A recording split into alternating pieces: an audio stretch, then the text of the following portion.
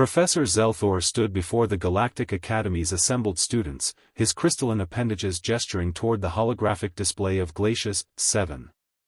The frozen death world rotated slowly, its surface a wasteland of ice and howling winds that reached -200 degrees. And this, he announced with evident satisfaction, is why humanity's application for frontier colonization rights must be denied. No species without natural thermal shielding or cybernetic enhancements has ever survived Glacius 7 for more than 3 minutes. The various alien students nodded their agreement.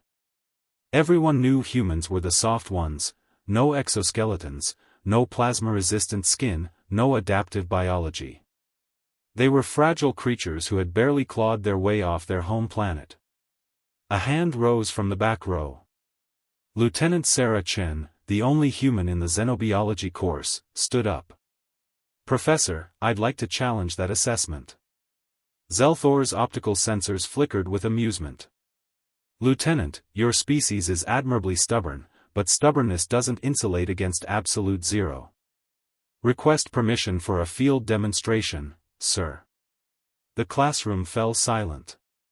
Even Zelthor seemed taken aback. "You wish to visit Glacius 7? With standard survival gear only. No advanced tech. 10 minutes. The professor's mandibles clicked in what might have been laughter. "Very well. Let the Academy records show that humanity was given every opportunity to prove their worth." 3 hours later, Sarah materialized on Glacius 7's surface wearing nothing but standard Arctic gear from Earth.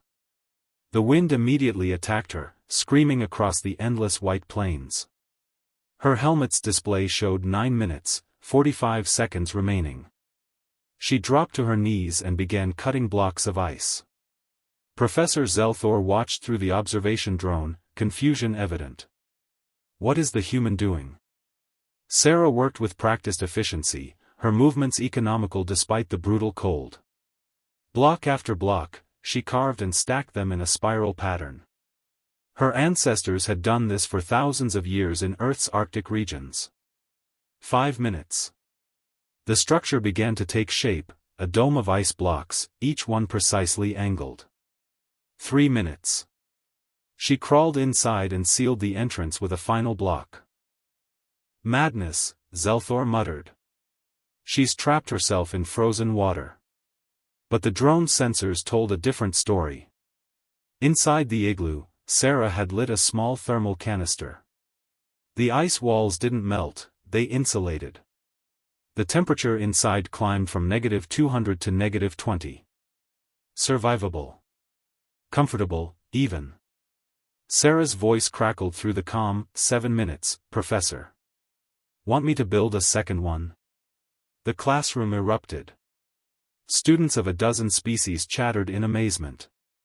Professor Zelthor stared at the humble dome of ice, a structure so simple yet so ingenious that the galaxy's greatest architects had never considered it. "Approved," he finally said, his voice quiet with respect. "Humanity's colonization application is approved." Sarah smiled inside her shelter. Sometimes, the old ways were the best ways.